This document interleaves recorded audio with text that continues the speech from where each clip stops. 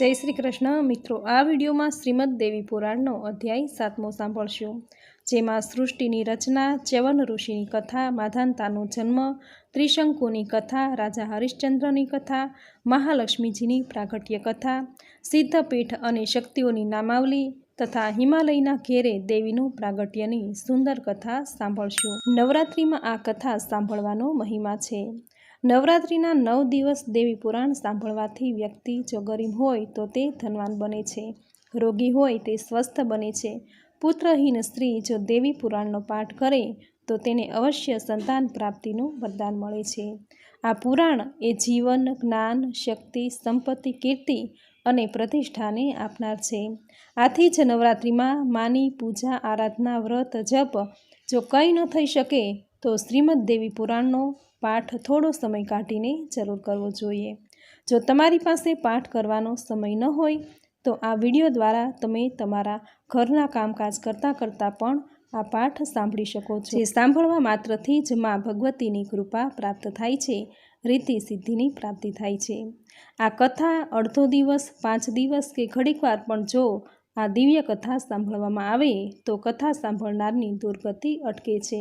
मानवीने बधा ज यज्ञ, तीर्थ अने दाननुं फळ देवी भागवत पुराणना एक ज वार पाठ सांभळवा मात्रथी मळे छे। आ भागवत पुराण कथामृति अमृत रस पीवाथी व्यक्तिना आखाय कुळनो उद्धार थाय छे।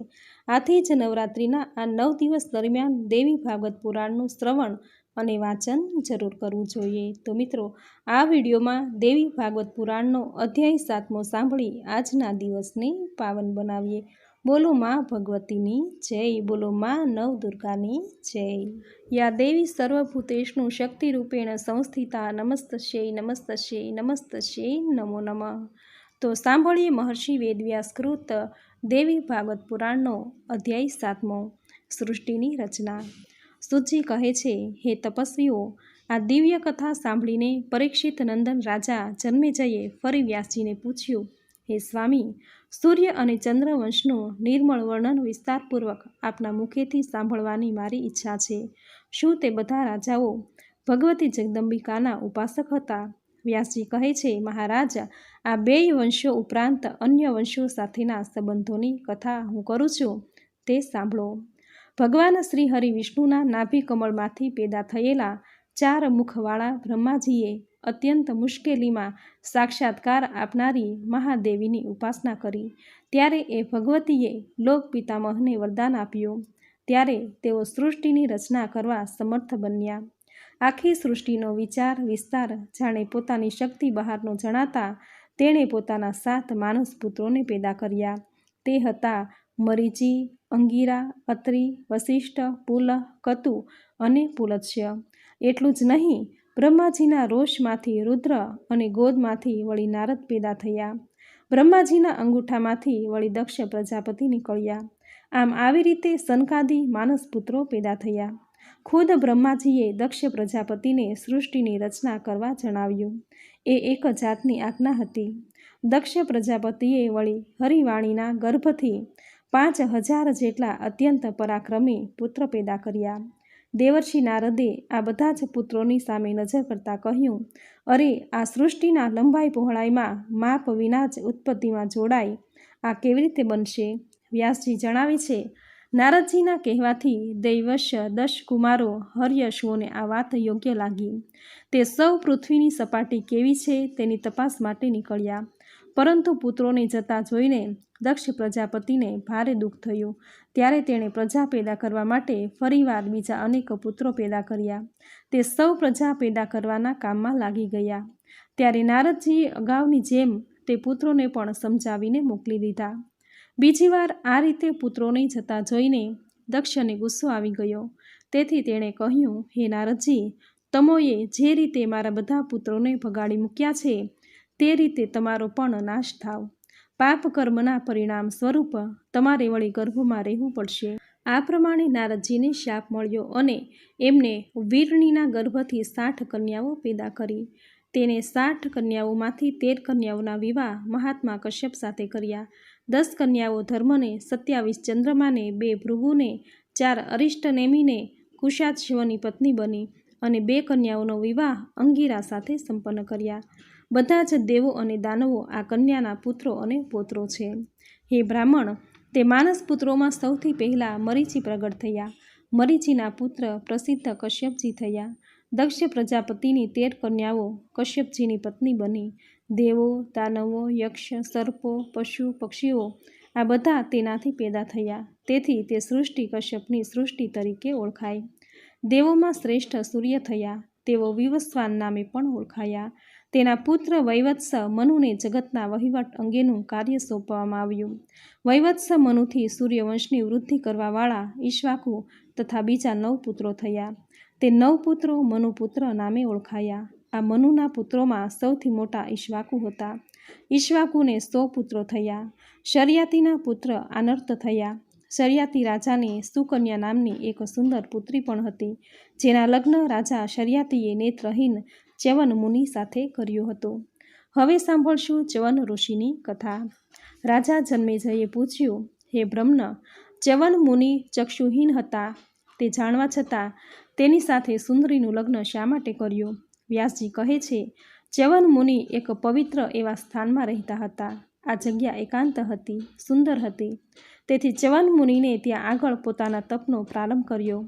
તેઓએ આસને સ્થાન ગ્રહણ કરીને જળનો ત્યાગ કર્યો. ભગવતી જગદંબાનું નામ લેવાનું શરૂ કર્યું. સમય એટલો બધો વહી ગયો કે વડ અને લતાઓના તાંતણા એના શરીર પર ફરતા વીંટળાઈ ગયા. ઉધઈએ વળી તેના શરીર ફરતો રાફડો બનાવી દીધો. બહુ દિવસ સતત આમ થવાના લીધે તેના શરીર ફરતે માટીનો એક ઢગ રચાઈ ગયો. દૂરથી જોનારને સાચે માટીનો એક ઢગલો જ લાગે. ચ્યવન ઋષિ એટલી હદે ઢંકાઈ ગયા. રાજન, બરાબર એ જ સમયની વાત છે, જ્યારે રાજા શર્યાતિ પોતાની પુત્રી સુકન્યા, પત્નીઓ તથા સૈનિકોની સાથે આ આશ્રમમાં આવ્યા. ખૂબ સુરત એવી સુકન્યા પોતાની અન્ય સખીઓ સાથે બાળ ચેષ્ટા કરતી કરતી આશ્રમમાં ફૂલ ફળ તોડતી હતી. તે ફરતા ફરતા જ્યાં ચ્યવન મુનિ ઢગલા રૂપે બેઠા હતા ત્યાં આવી. આખા શરીર ફરતો માટીનો ઢગલો હતો, પણ રાફડાના 2 કાણા જેવા ભાગમાં આગિયા સમાન 2 આંખો જ્યોતિ સમાન નજરે પડી. સુકન્યાને થયું, આ શું હશે અને વળી એ શા માટે ચળકે છે? સુકન્યાને વિચાર આવ્યો ત્યાં તો તેણે લાકડાની અણીદાર સળી લીધી, માટી હટાવી અને જ્યોતિ જેવી 2 કીકીઓ ચળકતી હતી એ અજાણતા જ ફૂટી ગઈ, કહો ને કે ફોડી નાખી. દેવ સંજોગે રાજકુમારી સુકન્યાથી આ ઘટના બની ગઈ. સામે છેડે મુનિને પોતાની આંખો ફૂટી જતાં અપાર વેદના થઈ, પીડા થવા લાગી. સુકન્યાએ રમત લાગી, પણ મુનિને એનું ખૂબ મોટું મૂલ્ય ચૂકવવું પડ્યું. રાજા શર્યાતિને આની જાણ થઈ. તે આંચકો ખાઈ ઉઠ્યા.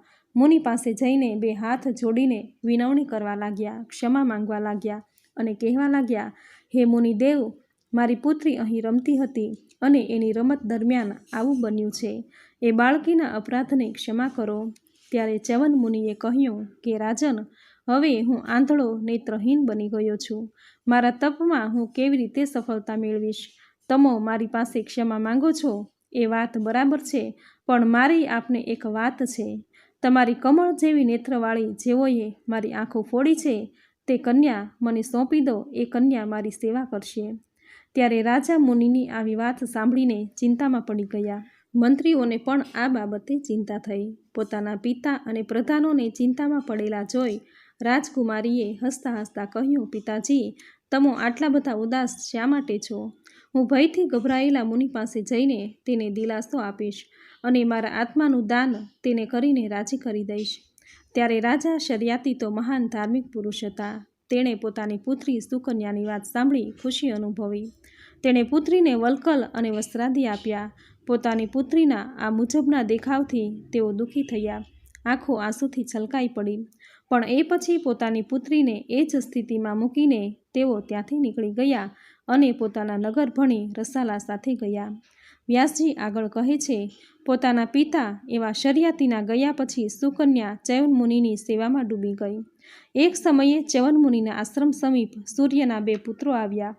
અશ્વની કુમારોએ સુકન્યાને કહ્યું, હે કલ્યાણી, તારા પિતાએ આવા તપસ્વી મુનિ સાથે કેમ વિવાહ કર્યો? એ તો 2 આંખે અંધ છે.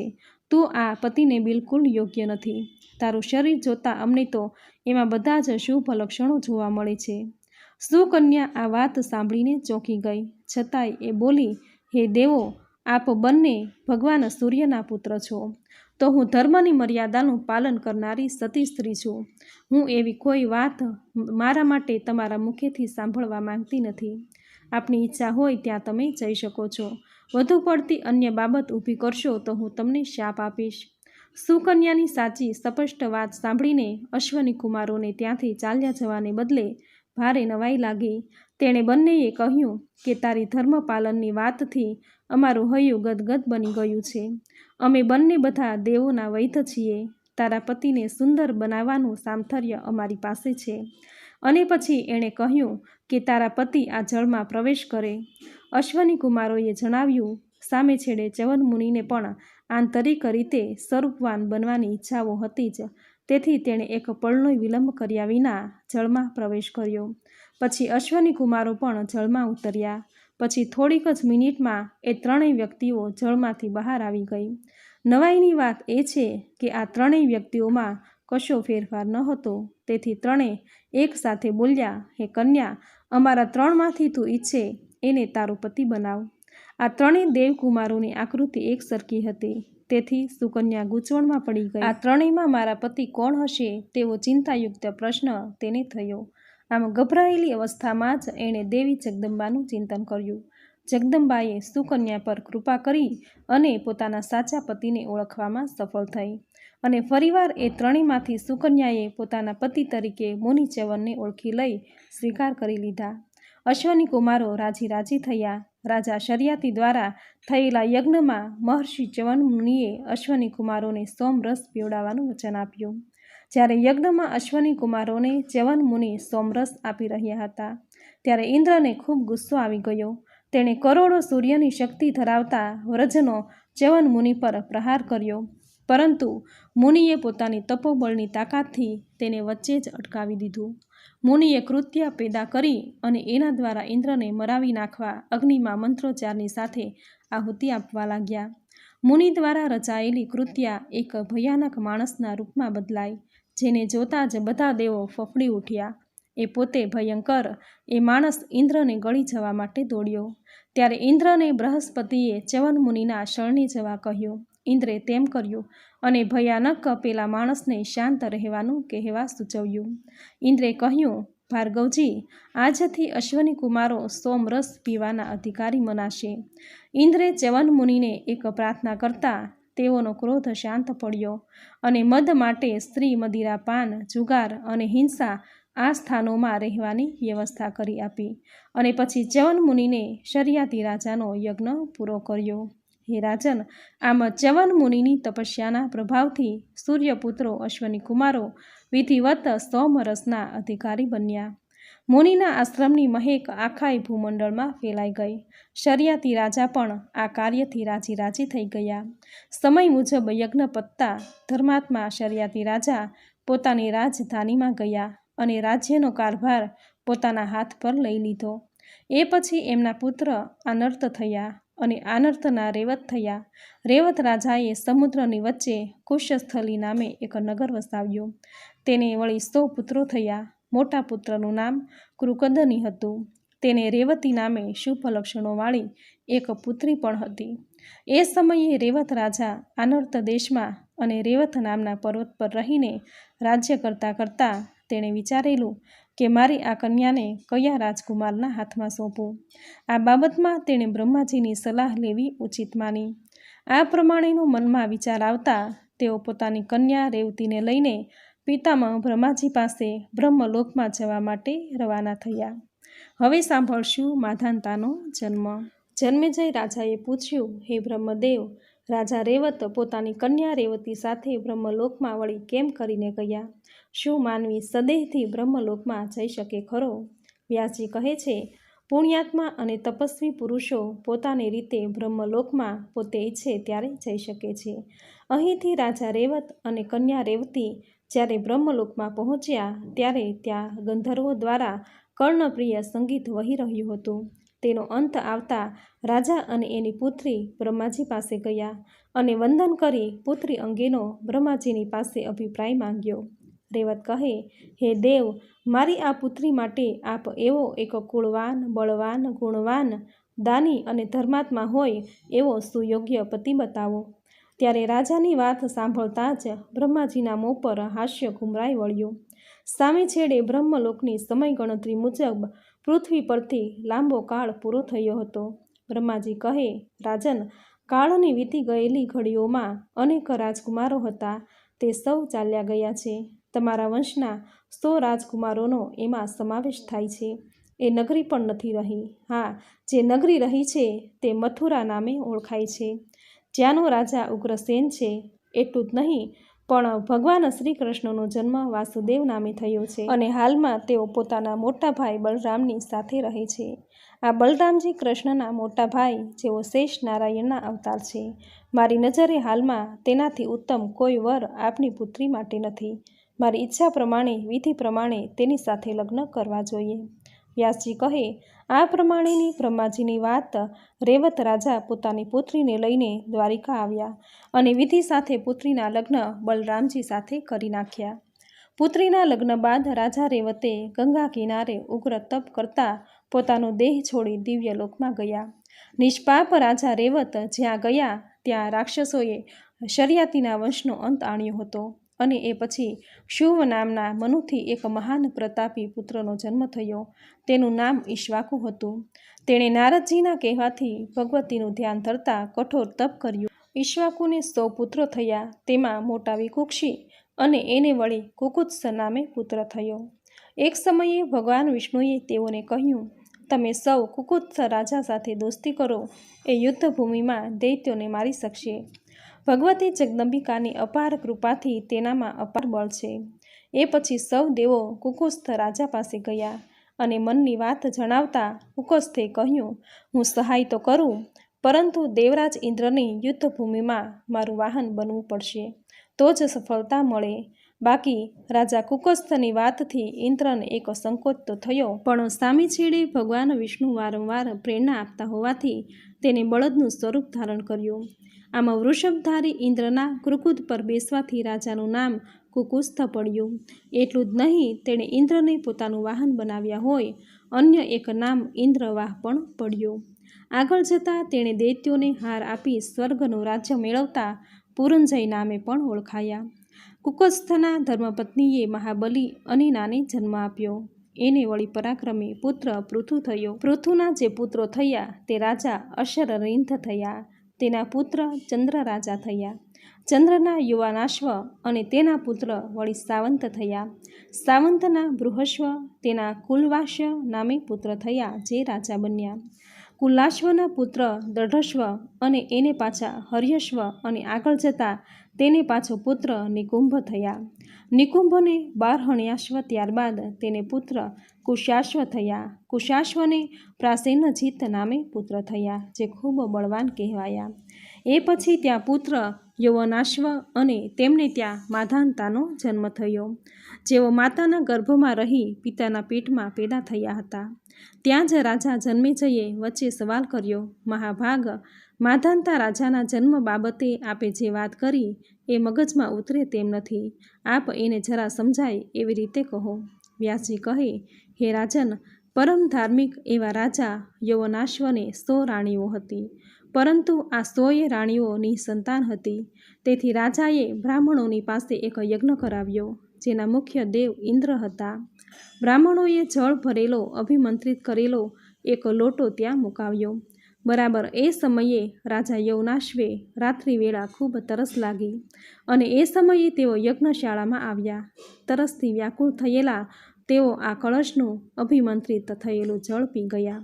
વાસ્તવમાં આ જળ બ્રાહ્મણોએ રાણીઓને પીવા માટે રાખ્યું હતું, જેમાં તમામ રીતે ધાર્મિક વિધિઓ સંપન્ન થઈ હતી.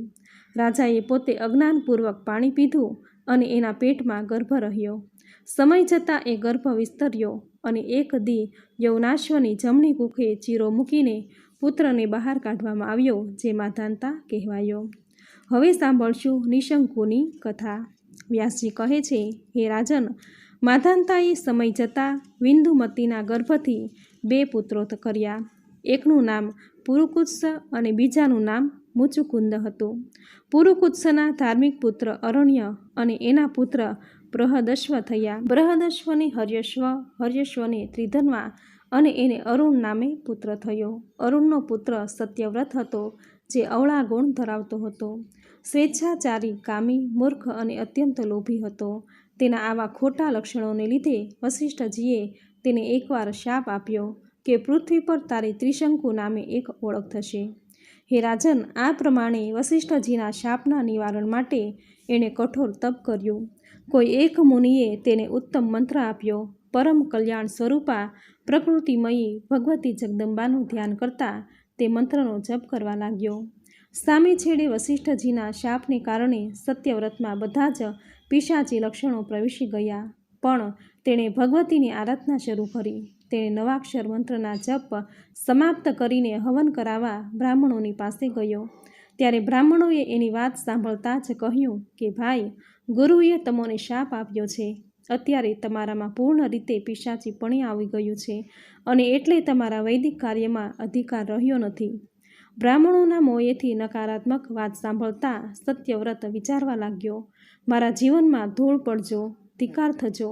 વનમાં રહીને હું વળી કરું તોય શું? મારા પિતાજીએ મારો ત્યાગ કરી દીધો છે. ગુરુએ વળી મને શાપ આપી દીધો છે. આવી અટપટી મુશ્કેલભરી સ્થિતિમાં હું કરું તોય શું કરું? આવા વિચારો કરતાં કરતાં સત્યવ્રતે સૂકા લાકડા ભેગા કરીને એક મોટી ચિતા બનાવી અને ભગવતી મા જગદંબાનું નામ લેતા લેતા તેમાં બળીને જીવ આપી દેવાનો નિર્ણય કર્યો. ત્યાં જ જગદંબા પ્રગટ થયા અને આકાશમાંથી બોલી ઉઠ્યા, હે સાધુ, તમે આ શું કરી રહ્યા છો? આ શરીર મોંઘામૂલું છે. અગ્નિમાં હોમી દેવાની ભૂલ કરશો નહીં. મારી કૃપાને લીધે તમારા પિતા તમારો રાજા તરીકે રાજ્ય અભિષેક કરશે. આટલી આકાશવાણી થઈ. સત્યવ્રતનો રાજ્યાભિષેક થયો અને એના પિતા સત્યવ્રતને રાજ્ય સોંપીને પહેલાં ગંગા કિનારે ઉગ્ર તપ કર્યું, પછી સ્વર્ગે ગયા. રાજા જન્મેજયે પૂછ્યું, હે પ્રભુ, સત્યવ્રત પિશાચ બન્યો અને પિશાચમાંથી વળી એનો ઉદ્ધાર કઈ રીતે થયો? એના કયા કાર્યના લીધે ગુરુ વસિષ્ઠે એને કેવો શાપ આપીને દૂર કર્યો? વ્યાસજી કહે છે, હે રાજન, આ સત્યવ્રતે ભગવતી જગદંબાની ભક્તિભાવપૂર્વક શ્રદ્ધાથી પૂજા અર્ચના કરવાથી દેવી રાજી થયા અને તેનામાં પરિવર્તન આવી ગયું. પિશાચીપણાનો અંત આવ્યો અને તેઓ ફરીવાર પવિત્ર બની ગયા. એ પછી સત્યવ્રત પર વળી તેના ગુરુ વસિષ્ઠની પણ કૃપા ઉતરી. રાજા ત્રિશંકુ પુત્ર હરિશ્ચંદ્ર થયા. થોડા વખત પછી પોતાના પુત્રને યુવરાજ બનાવીને સદેહ સ્વર્ગ સુખ ભોગવવાની રાજા ત્રિશંકુની ઈચ્છા તેને હેરાન કરવા લાગી. એટલે ગુરુ વસિષ્ઠના આશ્રમે જઈ ત્રિશંકુ રાજાએ કહ્યું, હે મુનિ શ્રેષ્ઠ, દેવતાઓને મુશ્કેલ હોય એવો મહાન યજ્ઞ કરીને મને સ્વર્ગની પ્રાપ્તિ કરાવો. ત્યારે વસિષ્ઠે સામે કહ્યું, રાજન, મનુષ્ય દેહથી સ્વર્ગ મળવું અત્યંત કઠોર છે. આ શરીર શાંત થયા પછી જ સ્વર્ગ મળે છે. વસિષ્ઠની આ વાત સાંભળતા જ રાજા ત્રિશંકુનું મન પાછું ઉદાસ દુઃખી થઈ ગયું. તેણે મુનિવરને કહ્યું, બ્રહ્મન, જો આપ આપના અભિમાનને લીધે મારો યજ્ઞ કરવા માંગતા ન હોવ તો હું બીજા કોઈ મુનિ પાસેથી યજ્ઞ કરાવીશ. ત્રિશંકુની આવી બેહુદી વાત સાંભળતા જ વસિષ્ઠ મુનિને પાછો ગુસ્સો આવતા શાપ આપી બેઠા કે હે દુષ્ટ, બુદ્ધિહીન, તું અબઘડી ચાંડાળ બની જા.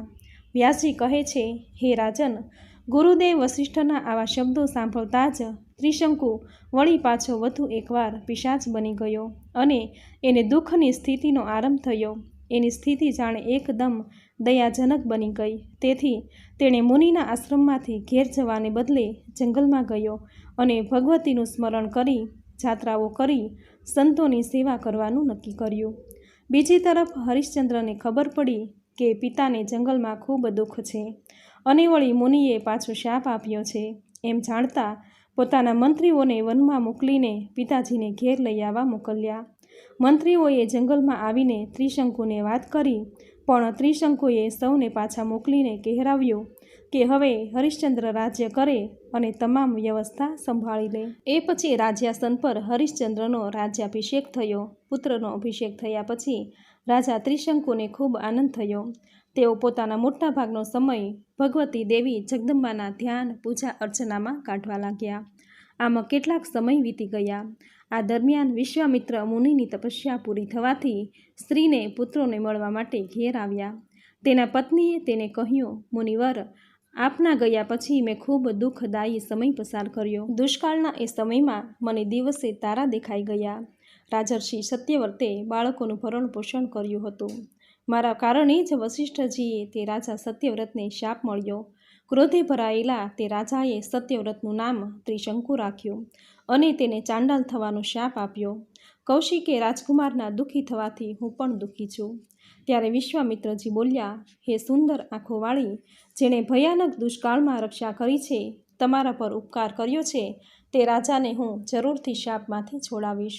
વ્યાસજી કહે છે, ત્યાર પછી મહાતપસ્વી એવા વિશ્વામિત્રે હાથમાં જળ લીધું અને ગાયત્રી જપનું પુણ્ય ત્રિશંકુ રાજાને સંકલ્પ દ્વારા આપી દીધું. પુણ્ય આપીને તેણે ત્રિશંકુને કહ્યું, હે રાજન, હવે તમે સાવધાન થઈને સ્વેચ્છાપૂર્વક સ્વર્ગમાં જઈ શકો છો.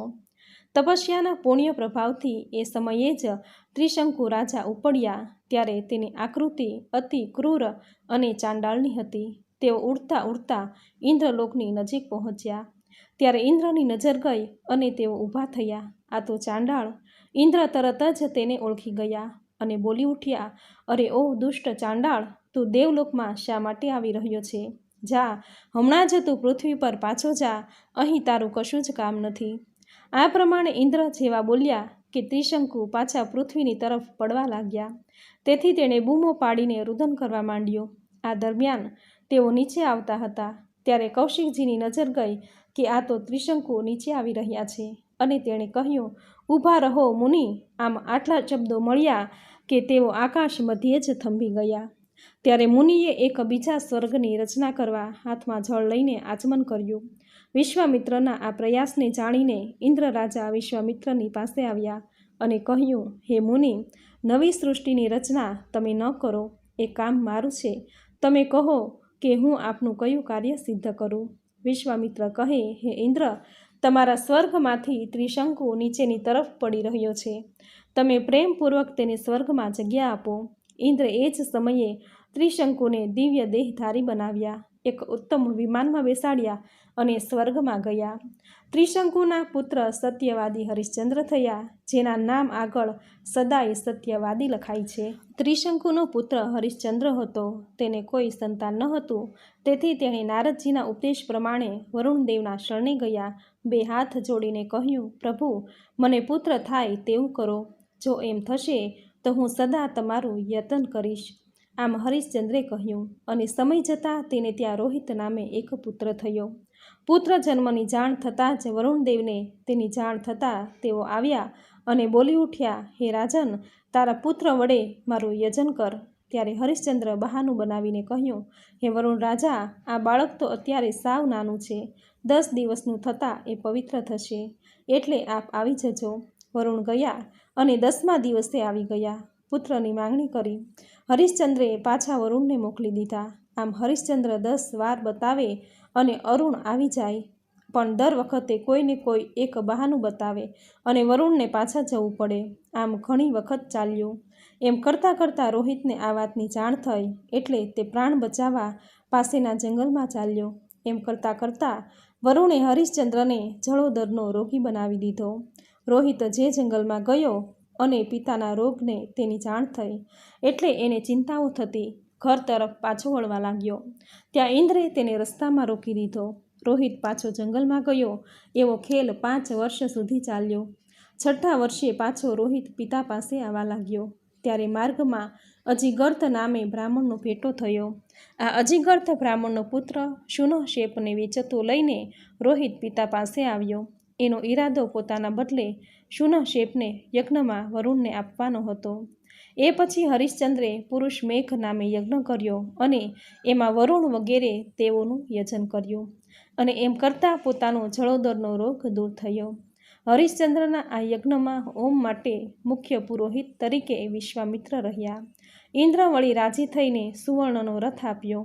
વિશ્વામિત્રે હરિશ્ચંદ્રનું ધૈર્ય અને સત્ય જોઈને આત્મજ્ઞાન આપ્યું અને એનાથી હરિશ્ચંદ્ર અજ્ઞાનમાંથી મુક્તિ પામ્યા અને મોક્ષ સુખના ધ્યાન આદિ અનુભવ જ્ઞાનથી હરિશ્ચંદ્ર સર્વ બંધનોમાંથી મુક્તિ પામીને ઉત્તમ સ્થિતિએ આવી ગયા, જેનું વર્ણન કરવું મુશ્કેલ છે. રાજા હરિશ્ચંદ્રની કથા ભારતભરમાં પ્રખ્યાત છે. સમાજમાં એક લોક વાર્તાની જેમ વણાય છે. સૂર્યવંશમાં ત્રિશુંક નામના એક પ્રસિદ્ધ રાજાને વિશ્વામિત્રે પોતાના યોગ બળના આધારે શરીર સાથે સ્વર્ગમાં મોકલવાનો પ્રયાસ કર્યો હતો. હરિશ્ચંદ્ર એક જમાનામાં અયોધ્યામાં રાજ્ય કરતા. એ મોટા ધર્માત્મા અને સત્યવાદી તથા મોટા દાની હતા. તેના રાજ્યની પ્રજા ખૂબ સુખી હતી. તેના રાજ્યમાં ક્યારેય આપત્તિ આવતી ન હતી. તેનો યશ આજુબાજુની તમામ સીમાઓને પાર કરી ગયો હતો.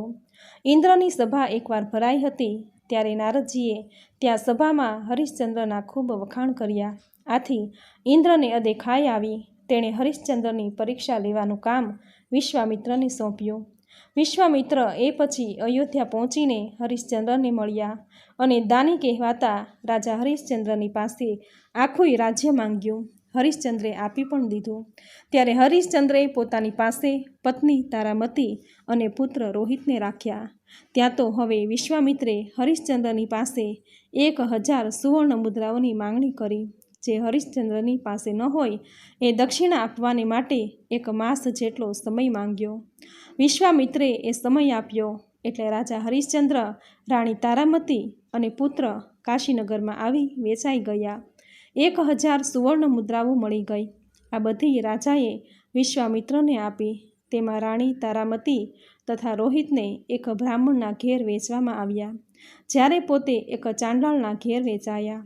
હરિશ્ચંદ્ર જે ચાંડાળના ઘેર વેચાયા હતા તે એક સ્મશાનનો માલિક હતો અને મળદા પરના કફનનું કામ કરતો હતો. બ્રાહ્મણને ત્યાં વેચાયેલા તારામતી અને રોહિત નોકર તરીકે દિવસભર કામ કરતા. એક દિવસ રોહિત પાસેના બાગમાં બ્રાહ્મણના કહેવાથી ફૂલ લેવા ગયો અને ત્યાં તેને એક સાપે ડંખ મારી દીધો, જેના કારણે રોહિતનું મૃત્યુ થયું. બાળક રોહિતના મૃતદેહને લઈને તારામતી સ્મશાનમાં આવી. ત્યારે હરિશ્ચંદ્રે તેના કફનની માંગણી કરી. તારામતી પાસે કફન ન હતું, તેથી તેણે તે બાળવાનો ઇનકાર કર્યો. ત્યારે તારામતી પોતાની સાડીનો અમુક ભાગ ફાડીને આપવા તૈયાર થઈ. ત્યાં તો ચમત્કાર થયો. ભગવાન નારાયણ, વિશ્વામિત્ર અને બ્રહ્માજી ત્યાં પ્રગટ થયા અને બોલવા લાગ્યા, હે હરિશ્ચંદ્ર, તારી ધર્મ પાલન દ્રઢતાથી અમે બધા ખૂબ રાજી થયા છીએ. અમે તમોને ત્રણેયને સદૈવ સ્વર્ગમાં મોકલીએ છીએ. હવે તમે સ્વર્ગમાં જાઓ અને સ્વર્ગના તમામ સુખો ભોગવો.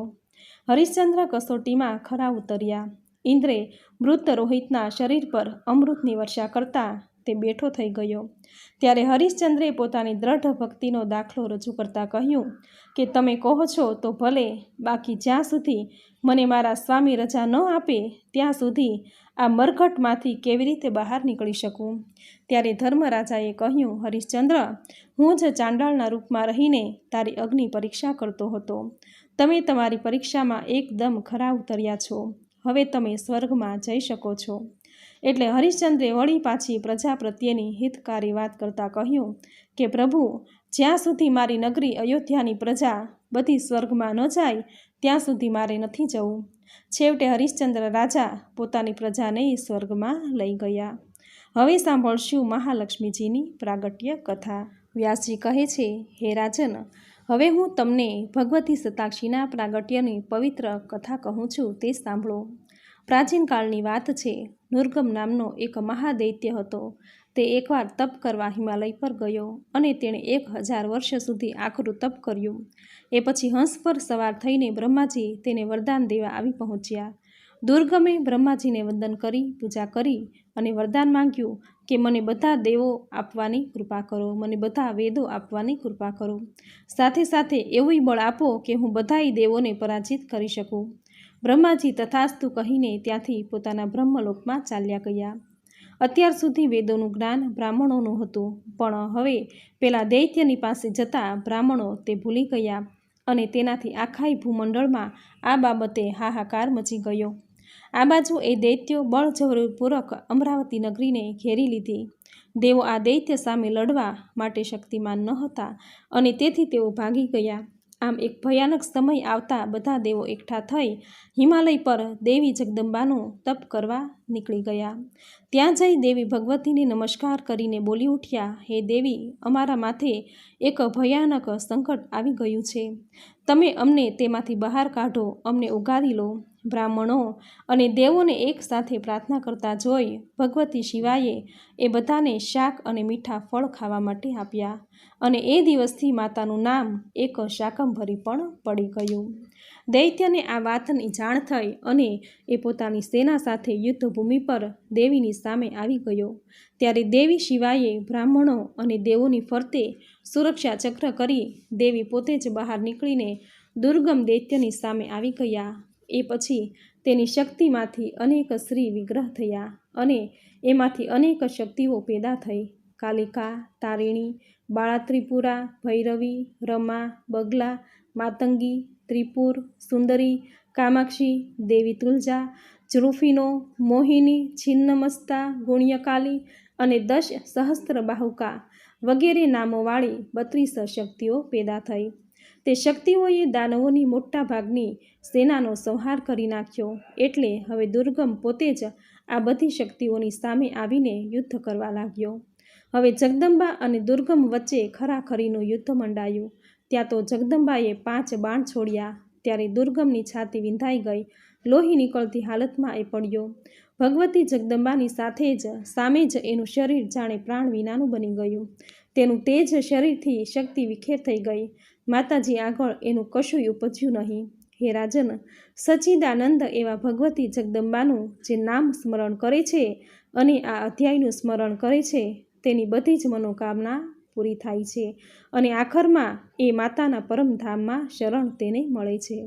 ત્યારે જન્મેજયે કહ્યું, મહામુનિ, તમે અમોને 3જા સ્કંધના 6ઠા અધ્યાયમાં કહેલું છે કે મણિદ્વીપમાં રહેતી ભગવતી જગદંબાએ ગૌરી, લક્ષ્મી અને સરસ્વતીને પ્રગટ કરીને ક્રમશઃ શંકર, વિષ્ણુ અને બ્રહ્માજી પાસે રહેવાની આજ્ઞા આપી.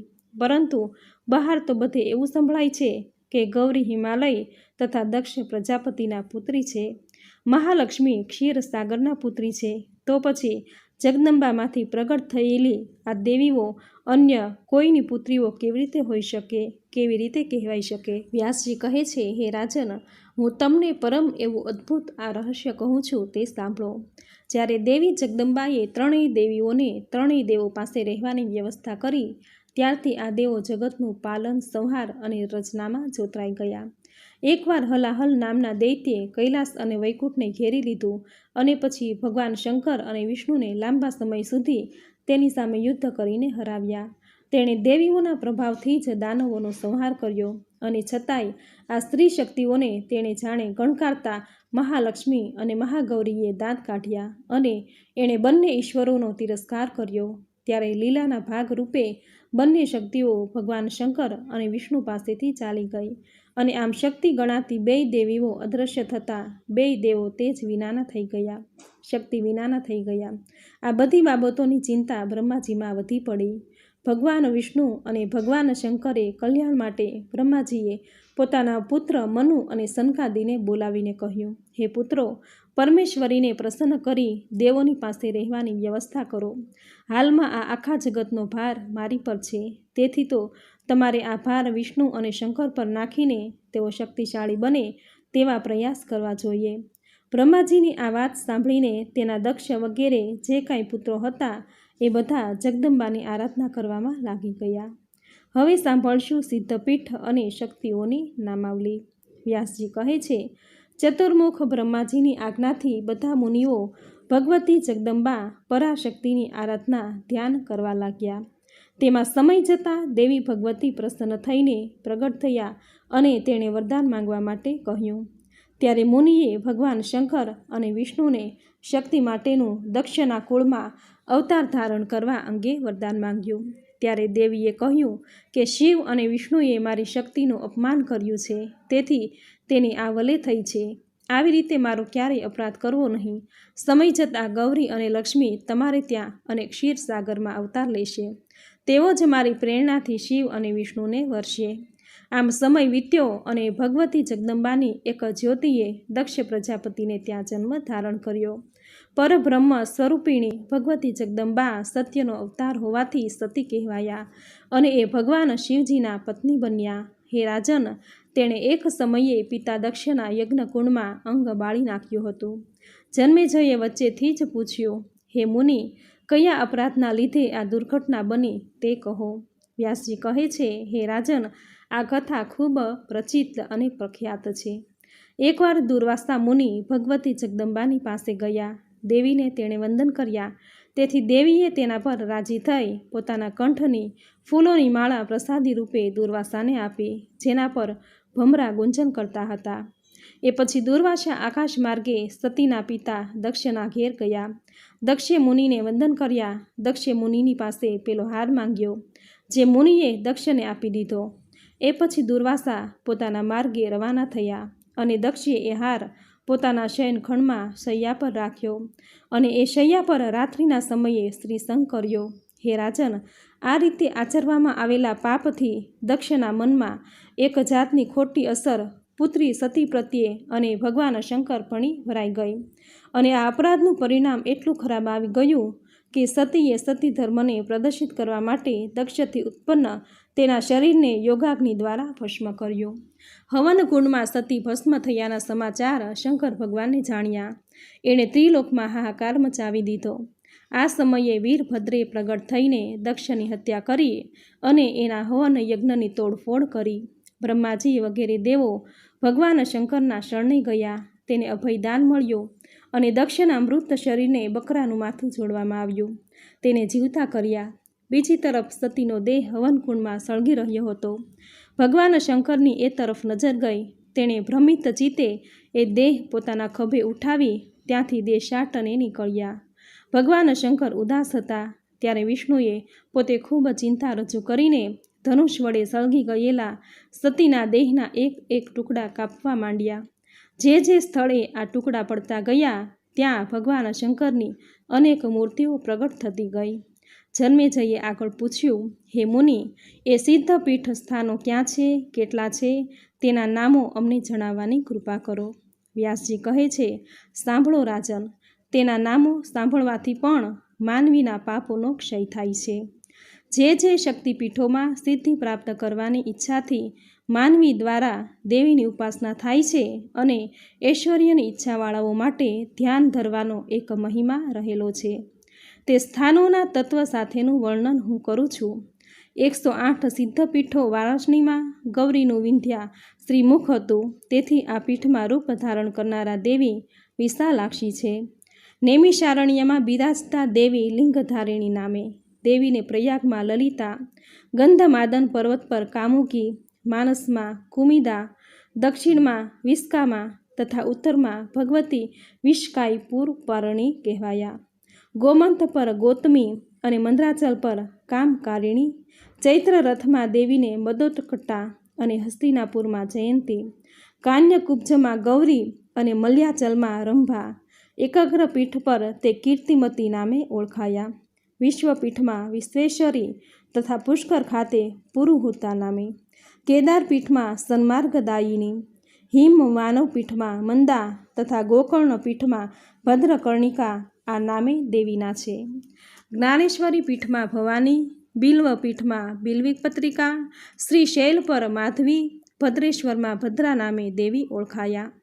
વારાહ પીઠમાં જય, કમલાલય પીઠમાં કમલા, રુદ્રકોટીમાં રુદ્રાણી તથા કાલંજરમાં કાલી, શાલિગ્રામ પીઠમાં મહાદેવી, શિવલિંગમાં જલપ્રિયા, મહાલિંગમાં કપિલા, માકોટમાં મુકુટેશ્વરી, માયાપુરીમાં કુમારી, સંતાન પીઠમાં લલિતાંબિકા, ગયામાં મંગલા તથા પુરુષોત્તમ પીઠમાં વિમળા કહેવાયા. સમ્રાક્ષમાં પાલાક્ષી, હિરણ્યાક્ષમાં મામોત્પલા, વિશાખામાં અમોધાક્ષી, પુંડવર્ધન પીઠમાં પાડલા અને સુપાર્શ્વમાં નારાયણી, ચિત્રકૂટમાં શ્રુત્રસુંદરી, વિપુલ ક્ષેત્રમાં વિપુલા, મલ્યાચળ પર્વત પર ભગવતી કલ્યાણી, સહ્યાદિ પર્વત પર એકવીરા, હરિશ્ચંદ્ર પીઠ પર ચંદ્રિકા, રામતીર્થ પર રમણા, યમુના પીઠમાં મૃગાવતી, કોટી તીર્થમાં કોટવી, માધવવનમાં સુગંધા, ગોદાવરીમાં ત્રિસંધ્યા, ગંગાદ્વારમાં રતિપ્રિયા, શિવકુંડમાં શુભાનંદા, દેવિકા તટપીઠમાં નંદિની, દ્વારિકામાં રૂકમણી, વૃંદાવનમાં રાધા, મથુરામાં દેવકી, પાતાળમાં પરમેશ્વરી, ચિત્રકૂટમાં સીતા, વિંધ્યાચલ પર્વત પર વિંધ્યવાસિની, કરવીર ક્ષેત્રમાં મહાલક્ષ્મી, વિનયક ક્ષેત્રમાં દેવી ઉમા, વૈદ્યનાથ ધામમાં આરોગ્યા, મહાકાલ પીઠમાં માહેશ્વરી, ઉષ્ણ તીર્થમાં અભયા, વિંધ્ય પર્વત પર નિતંબા, માંડવ્ય પીઠમાં માંડવી, માહેશ્વરીપુરીમાં સ્વાહા નામે જાણીતા છે. છગલોંડમાં પ્રચંડા, અમરકંઠમાં ચંડિકા, સોમેશ્વર પીઠમાં વરારોહા, પ્રભા ક્ષેત્રમાં પુષ્કરાવતી, સરસ્વતી તીર્થમાં દેવમાતા તથા તટ નામની પીઠમાં પારાવારા નામથી પ્રખ્યાત થઈ. મહાલયમાં મહાભાગા, યશોશણીમાં પિંગલેશ્વરી, કૃતશોચ તીર્થમાં સિંહિકા, કાર્તિક ક્ષેત્રમાં અતિશાંકરી, વર્કકર તીર્થમાં ઉત્પલા, સુભદ્રા અને શોણના સંગમ પર લોલા, સિદ્ધિવનમાં માતા લક્ષ્મી, ભરતાશ્રમ તીર્થમાં અનંગા, જાલંધર પર્વત પર વિશ્વમુખી, કિષ્કિંધા પર્વત પર તારા, દેવદારુવનમાં પુષ્ટિ, કાશ્મીર પ્રદેશમાં મેઘા, હિમાદ્રી પર્વત પર દેવી ભીમા, વિશ્વેશ્વર તે ક્ષેત્ર તૃષ્ટિ, કપાલમોચન તીર્થમાં શ્રુતિ, કાયાવરોહણ તીર્થમાં માતા, શંખોદ્વાર તીર્થમાં ધરા તથા પિંડારક તીર્થમાં ધૃતિ નામથી ઓળખાયા.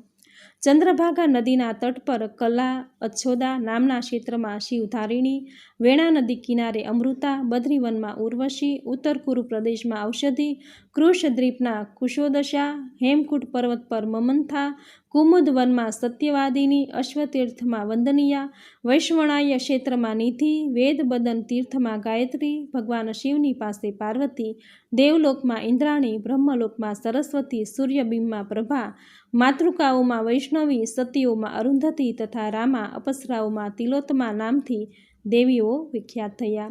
સૌ પ્રાણીઓના ચિત્તમાં બિરાજમાન શક્તિને બ્રહ્મ કલા કહે છે. હે જન્મેજય, આ 108 સિદ્ધપીઠના નામો જણાવ્યા. જે માનવી આ 108 પીઠના નામ સ્મરણ કરશે તેના તમામ પાપોનો અંત આવશે અને ભગવતીના પરમધામને પામશે. આ બધા ધામોની યાત્રા દરેક માનવીએ તેની વિધિ પ્રમાણે કરવી જોઈએ. ત્યાં જઈને પિતૃઓને તર્પણ તથા શ્રાદ્ધ કરવું. એટલું નહીં, ભગવતી જગદંબાની ખાસ પૂજા પણ કરવી. પૂજા અર્ચના પછી ભગવતી જગદંબાની સામે ઊભા રહીને ખાસ ક્ષમા માંગવી જોઈએ. ત્યાં બ્રાહ્મણો, સૌભાગ્યવતી નારી, બાળકો, કુમારી કન્યાઓને જમાડવી. ત્યાં ક્ષેત્રોમાં રહેતા ચાંડાળને પણ દેવી સ્વરૂપ કહેવાય છે. તેથી એ બધાની પૂજા કરવી જોઈએ. આ ક્ષેત્રમાંથી કોઈ પણ પ્રકારનું દાન લેવાય નહીં.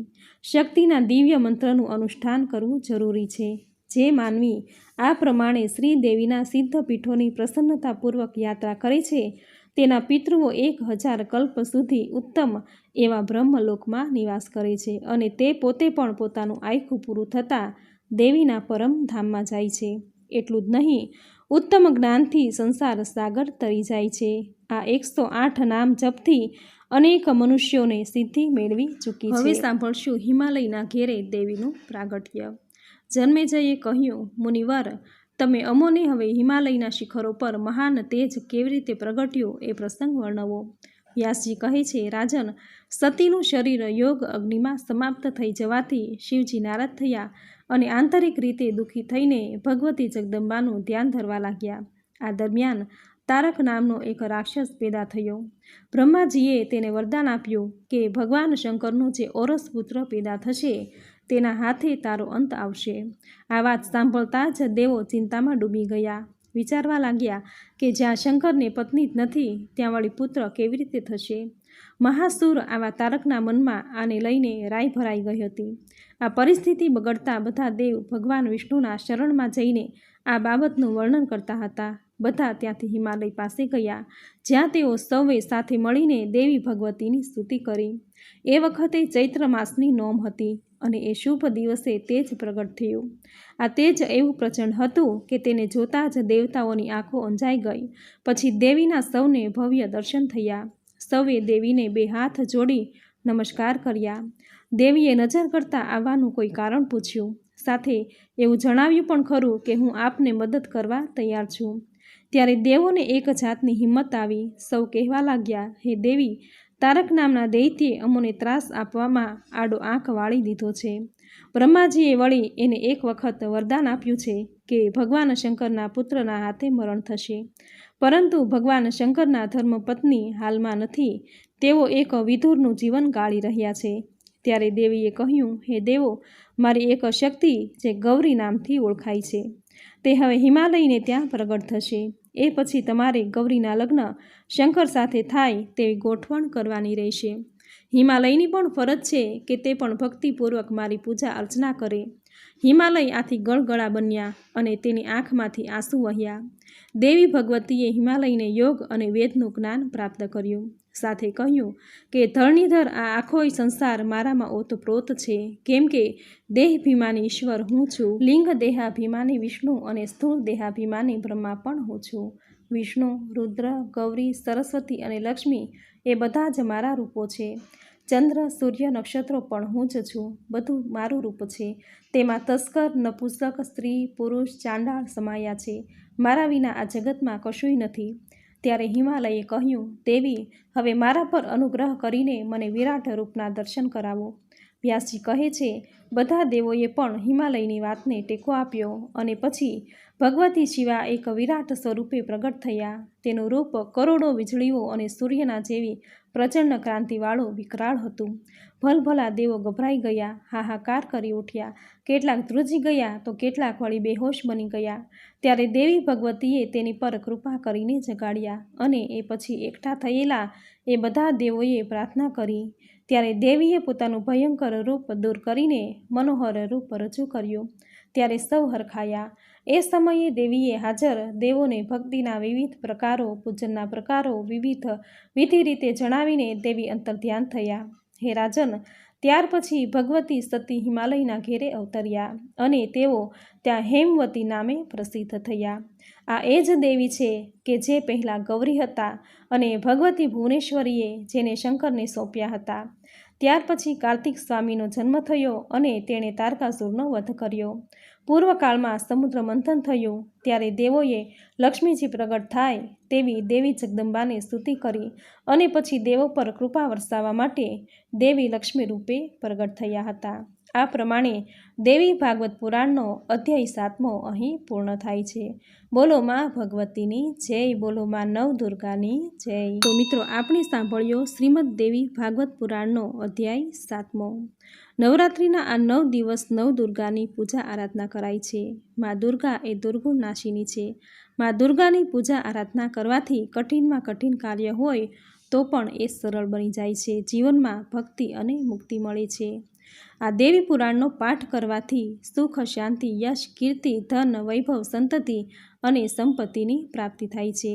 મા ભગવતીને પ્રસન્ન કરવા તમે આ 9 દિવસ પૂજા પાઠ, મંત્ર જપ કે આરાધના ન કરી શકો તો દેવી પુરાણના પાઠ જરૂર કરવા જોઈએ. જો તમારી પાસે પાઠ કરવાનો સમય ન હોય તો આ વિડીયો દ્વારા તમે સાંભળી શકો છો, જે સાંભળવા માત્રથી જ દેવી પુરાણનો પાઠ કર્યાનું પુણ્યફળ પ્રાપ્ત થશે અને તમારા દરેક કાર્યોમાં સફળતા પ્રાપ્ત થશે, મનની મનોકામના પૂર્ણ થશે. તો મિત્રો, આ વિડીયોમાં દેવી પુરાણનો અધ્યાય 7મો તમે પૂરી શ્રદ્ધાથી અંત સુધી સાંભળ્યો, જે સાંભળવાનું પુણ્યફળ તમને જરૂર પ્રાપ્ત થશે. માની કૃપા જરૂર પ્રાપ્ત થશે. મા ભગવતીની કૃપાને પ્રાપ્ત કરવા વિડીયોને લાઇક કરી કોમેન્ટમાં જય મા ભગવતી, જય મા નવદુર્ગા જરૂર લખજો. તમારા કુળદેવીનું નામ જરૂર લખજો. ચેનલ પર નવા છો તો ચેનલ સબસ્ક્રાઈબ કરી બાજુમાં બેલ આઇકન પ્રેસ કરી દેજો, જેથી આપણા આવતા દરેક નવા વિડીયોની નોટિફિકેશન તમને મળતી રહે. તો ફરી મળીશું આવી જ નવી ધાર્મિક માહિતી, નવી ધાર્મિક કથા સાથે. ત્યાં સુધી આપ સૌને મારા જય શ્રી કૃષ્ણ.